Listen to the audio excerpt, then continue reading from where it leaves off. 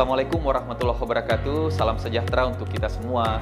Bapak, Ibu, peserta pelatihan Applit Approach yang saya hormati. Pada kesempatan ini kita akan membahas materi model pembelajaran inovatif. Materi ini penting untuk membantu dosen di dalam merancang pembelajaran yang aktif, kreatif, kolaboratif, dan berpusat kepada mahasiswa. Perkenalkan, saya Dr. Yusrianto AS, MPD IFOP dari Universitas Pendidikan Muhammadiyah Sorong. Pada pelatihan ini, kita akan belajar bersama mengenai konsep, karakteristik, jenis model, pemilihan model sesuai CPMK, dan penyusunan rancangan pembelajaran inovatif. Bapak Ibu, pembelajaran di perguruan tinggi saat ini tidak cukup hanya dengan ceramah satu arah. Mahasiswa perlu dilibatkan secara aktif agar mampu berpikir kritis, kreatif, bekerja sama, dan memecahkan masalah. Oleh karena itu, dosen perlu memahami bagaimana model pembelajaran inovatif. Model pembelajaran inovatif merupakan pola pembelajaran yang dirancang untuk menciptakan proses belajar yang aktif, kreatif, kolaboratif, kontekstual, dan berpusat kepada mahasiswa. Model ini membantu dosen mengatur pengalaman belajar agar capaian pembelajaran dapat tercapai secara efektif.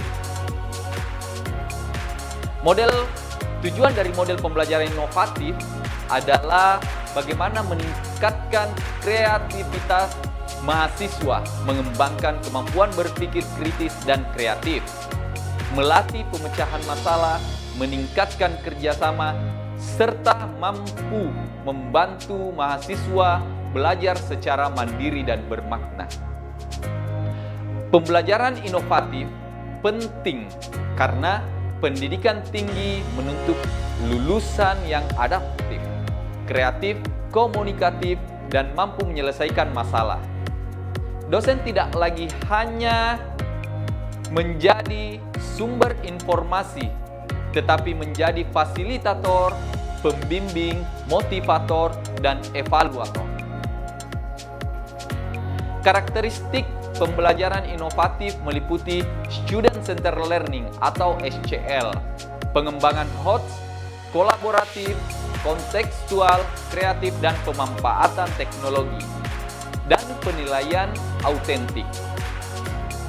Mahasiswa harus diberi ruang untuk bertanya, berdiskusi, mencari informasi, menganalisis, dan mempresentasikan hasil belajar. Pembelajaran berpusat pada mahasiswa, berarti mahasiswa menjadi subjek utama dalam proses belajar. HOTS berarti mahasiswa tidak hanya menghafal, tetapi mampu menganalisis, mengevaluasi, mencipta, dan memecahkan sebuah masalah. Pembelajaran inovatif juga harus kolaboratif dan kontekstual. Mahasiswa dapat belajar, bekerja sama dalam kelompok, mengaitkan materi dengan kehidupan nyata, serta menyusun solusi berdasarkan pengalaman dan teori yang dipelajari.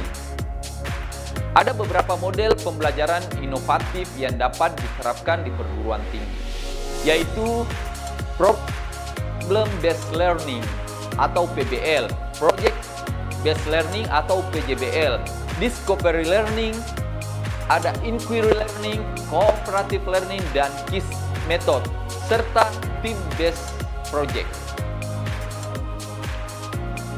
Problem-based learning cocok digunakan untuk melatih mahasiswa menganalisis masalah dan menyusun solusi. Project-based learning bagaimana digunakan apabila capaian pembelajaran mata kuliah menuntut mahasiswa menghasilkan produk, karya, media, laporan, atau proyek nyata. Discovery learning bagaimana menekankan penemuan konsep. Sedangkan inquiry learning itu menekankan penyelidikan ilmiah. Berbeda dengan cooperative learning, bagaimana menekankan kerjasama kelompok. Begitupun dengan KISS method yang melatih analisis sebuah kasus. Dan terakhir, bagaimana team based project mendorong kerja tim untuk menghasilkan sebuah produk.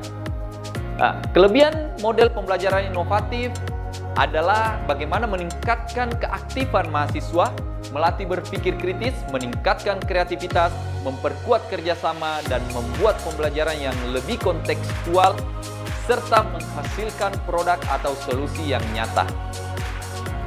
Adapun kelemahan dari model pembelajaran inovatif yaitu bagaimana membutuhkan waktu yang cukup, kesiapan dosen dan mahasiswa, pengelolaan kelas yang baik, media pendukung, serta rubrik penilaian yang jelas agar proses dan hasil pembelajaran dapat dinilai secara objektif.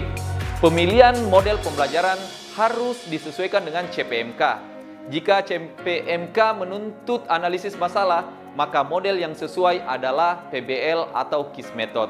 Jika CPMK menuntut produk, maka model yang disesuai adalah PJBL atau Team Based Project. Jika CPMK menuntut penyelidikan, maka inquiry learning dapat digunakan.